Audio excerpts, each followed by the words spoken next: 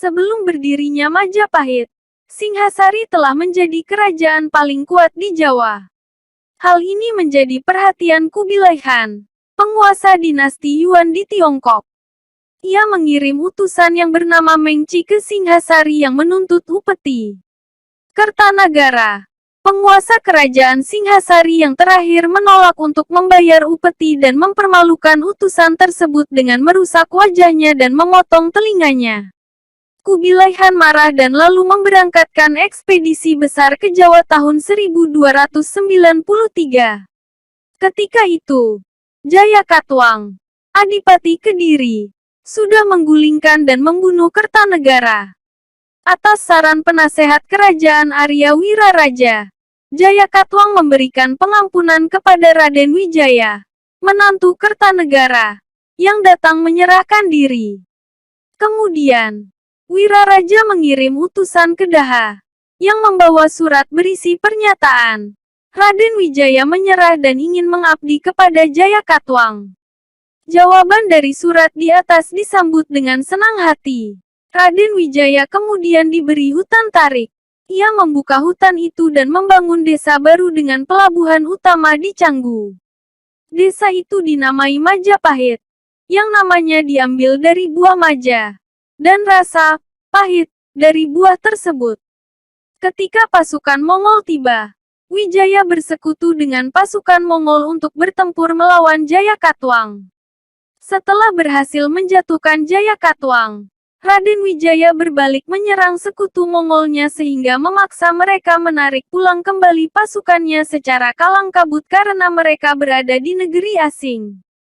Saat itu juga merupakan kesempatan terakhir mereka untuk menangkap angin muson agar dapat pulang. Atau mereka terpaksa harus menunggu 6 bulan lagi di pulau yang asing. Tanggal pasti yang digunakan sebagai tanggal kelahiran kerajaan Majapahit adalah hari penobatan Raden Wijaya sebagai raja, yaitu tanggal 15 bulan Kartika tahun 1215 Saka yang bertepatan dengan tanggal 10 November tahun 1293. Ia dinobatkan dengan nama resmi Kertarajasa Jayawardana. Kerajaan ini menghadapi masalah. Beberapa orang terpercaya Kertarajasa, termasuk Ranggalawe, Sora, dan Nambi memberontak melawannya. Meskipun pemberontakan tersebut tidak berhasil. Pemberontakan Ranggalawe ini didukung oleh Panji Mahajaya, Ra Arya Sidi, Raja Ranwaha, Ra Lintang, Ra Tosan, Ra Gelatik, dan Ra Tati. Semua ini tersebut disebutkan dalam para raton. Slamet Muljana menduga bahwa Mahapati Halayuda lah yang melakukan konspirasi untuk menjatuhkan semua orang terpercaya raja, agar ia dapat mencapai posisi tertinggi dalam pemerintahan. Namun setelah kematian pemberontak terakhir, Halayuda ditangkap dan dipenjara, dan lalu dihukum mati. Wijaya wafat pada tahun 1309. Putra dan penerus Wijaya adalah Jayanegara. Para raton menyebutnya Kalagemet, yang berarti penjahat lemah. Kira-kira pada suatu waktu dalam kurun pemerintahan Jayanegara, seorang pendeta Italia, Odorico da Pordenone mengunjungi keraton Majapahit di Jawa.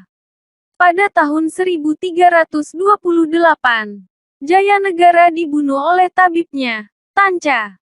Ibu tirinya yaitu Gayatri Rajapatni seharusnya menggantikannya. Akan tetapi Rajapatni memilih mengundurkan diri dari istana dan menjadi biksuni. Rajapatni menunjuk anak perempuannya Tribhuwana Wijaya Tunggadewi untuk menjadi Ratu Majapahit. Pada tahun 1336, Tribhuwana menunjuk Gajah Mada sebagai Mahapati. Pada saat pelantikannya Gajah Mada mengucapkan Sumpah Palapa yang menunjukkan rencananya untuk melebarkan kekuasaan Majapahit dan membangun sebuah kemaharajaan. Selama kekuasaan Tribhuwana, kerajaan Majapahit berkembang menjadi lebih besar dan terkenal di Kepulauan Nusantara. Tribhuwana berkuasa di Majapahit sampai kematian ibunya pada tahun 1350. Ia diteruskan oleh putranya, Hayam Wuruk. Terima kasih sudah support channel ini. Jangan lupa support, like, komen biar konten ini terus berkembang dan ingat subscribe itu gratis.